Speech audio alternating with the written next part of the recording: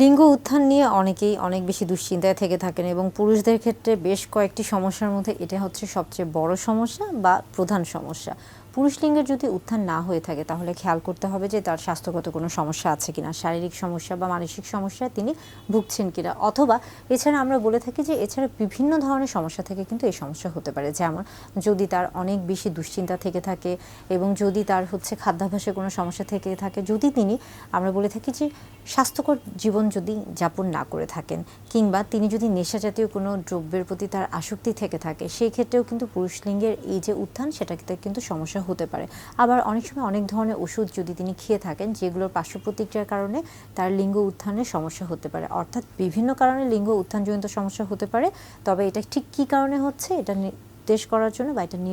বের করার জন্য আপনাকে অবশ্যই একজন চিকিৎসকের শরণাপন্ন হওয়া উচিত।